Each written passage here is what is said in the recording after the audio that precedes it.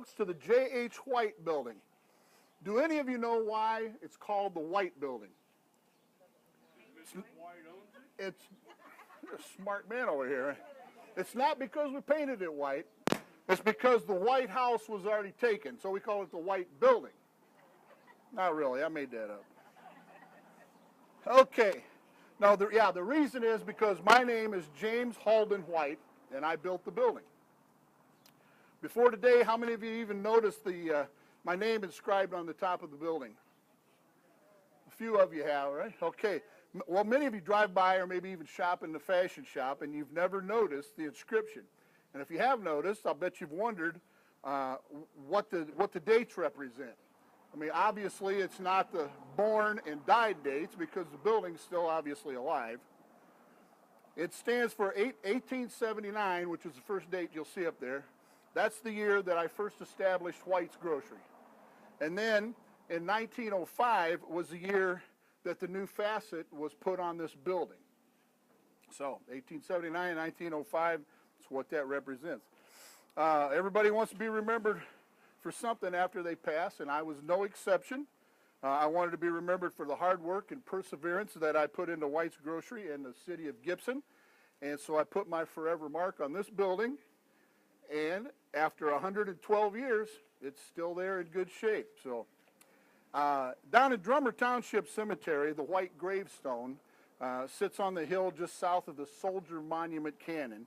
My physical body was laid to rest there next to my first wife, Rachel, and then just several years after my death, my second wife, Jean, was buried to my left. As the train rolled into the Gibson City Depot, and I stepped off in 1879 at the tender age of 20 years old, I was uncertain of my future, and I had left my home in Xenia, Ohio, where I had worked in a twine factory. After 2 years of that, I decided to venture west to Lincoln, Nebraska. The plan was to stop for a short visit in the relatively new village of Gibson City and visit my mother's family, the Mains, before traveling on to Lincoln.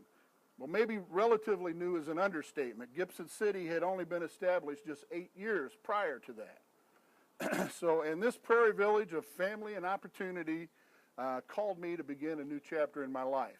So, on May 1st, 1879, I purchased a grocery business from C.F. Buckman. It was located 1 block south of here on the east side of Sangamon Avenue, between 8th and 9th Streets. And it was a wooden building, as most were in those days.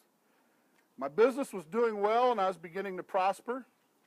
And I had enjoyed a connection with my customers, both in town and in the country, and with the businessmen here in town. Then on August 22nd, 1885, just 6 years after I started my business, the second major fire in Gibson City broke out in J.D. Hannigan's cigar store. And soon, most of the block was consumed in fire, including my grocery store, which was the building just to the south of Hannigan's cigar store. That would have been the third building south of 9th Street.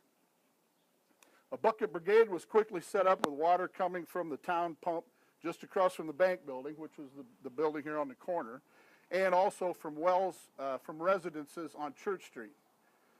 Of course, we all mourned what we had lost, but with determination and devotion, we rallied together and rebuilt my grocery business at this very site.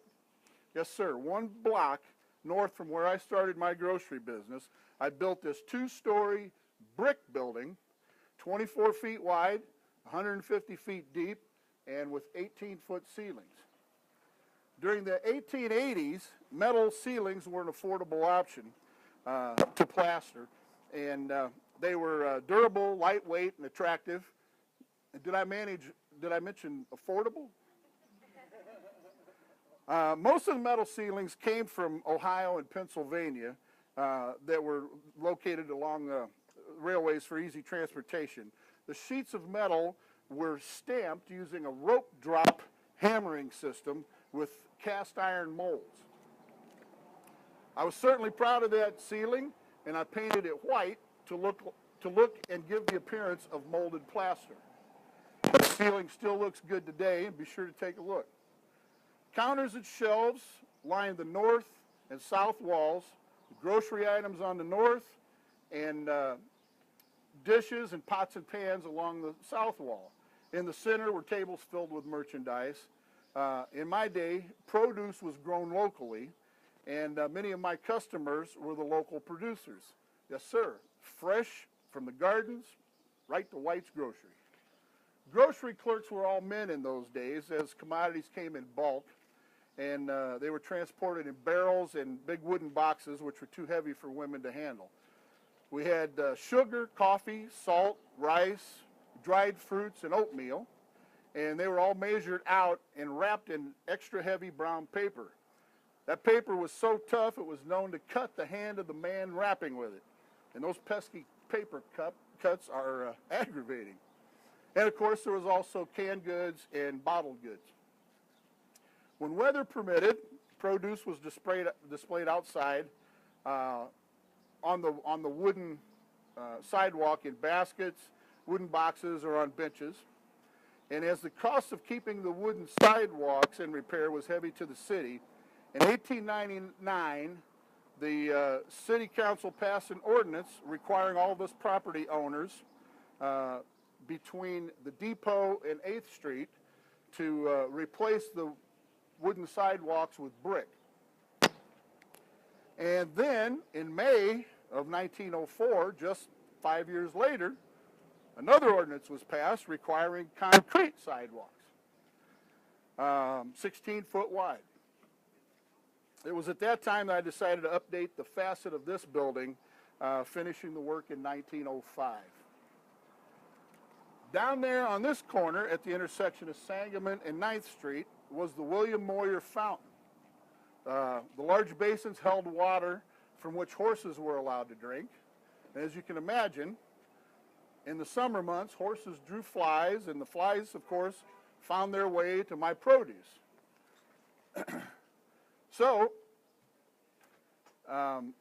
another ordinance was created requiring all village grocers to cover their outside produce with netting during fly season. Later on, we were required to keep the produce inside from early spring until late in the fall. And fortunately, I was one of the few stores that had screen doors to keep those pesky flies out. In addition to grocery merchandise, I carried Queensware dishes, along with brooms and pitchers and bowls and other staples of pioneer kitchens. The upper floor of this building was occupied with offices and sleeping rooms. On the south wall upstairs is a sliding freight door that opens to the building on the south. On September 27th, 1916, I was stricken with sickness right here in this building and passed away in my home nearly a year later on August 28th, 1917. After my death, the building was endowed to the J.H. White Estate, and I sure wish I had been around to see the businesses and people that came through those doors in the years to come. There was J.P. Palmer and his son Harold, who after my death purchased my stock of groceries and Queensware and moved here in the fall of 1917 and continued Palmer's Grocery until 1941 or 42. In the 1930s, Dr. Elizabeth Gertis, a chiropractor, had an office upstairs over Palmer's Groceries where she saw patients every Friday. Then Raymond Curry opened an implement business here in 1944. Now, can you imagine selling tractors out of this building? Some of you folks might remember Clifford Shaner. He and his family came to Gibson City in 1947, and he bought Curry's implement business. He was here in this building until 1949, when Shaner Implements was moved to West 9th Street, where Coons Equipment is today. Clifford was known as an accomplished businessman with a love for this community and its citizens. Then Leo Toman opened Toman's Hardware here in 1950. They say his wife was a school teacher, a very strict school teacher. Of course, there's not many of those, right? So, after that, from 1959 to 1960, Don's Appliances was here selling Dexter washing machines, Hoover vacuum cleaners and Frigidaire refrigerators and freezers. Yes, sir, you could buy a brand new hand-powered Wringer washing machine for $89.99. That would be about $750 today. His vacuum cleaner sold for $39.99 compared to the 85 cents that I was getting for brooms. In 1960, Richard Moody leased this building at 204 North Sangamon to expand his fashion shop business. He had purchased the fashion shop at 206 North Sangamon from Ida and Adele Hurston. The Hurstons purchased the famous apparel store from Abe Silverstein in 1951 or 52 and changed the name to the fashion shop. Moody once said, "There has never been a day we didn't make a sale," which included days when a tornado broke out the front windows and blizzards closed the streets. One year during a blizzard, Moody called his employee Eric Rosenbaum and told him to stay home. He then called the radio station and announced a half-price sale. Someone must have braved the weather that day, too, because he made another sale that day. In 1963, Moody purchased this building from the White Estate and opened the doorway between the two buildings. The storefront was also changed as the entrance was removed and replaced with these display windows. Today, Scott Moody, Richard's son, owns the business selling flooring and furniture, and the upper floor has been converted to 2 loft apartments.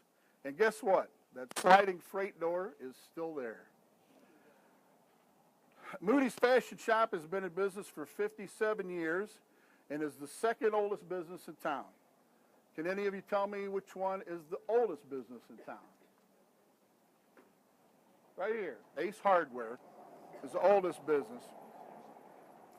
And so there you have a brief history of the White Building, a story of ambitious people who have placed their stamp of integrity to the development of this fine village of Gibson City. So needless to say, I was proud of my 38 years in the grocery business and living in Gibson City and of this fine building. So thank you for spending some time with me as you stroll downtown Gibson City through the years.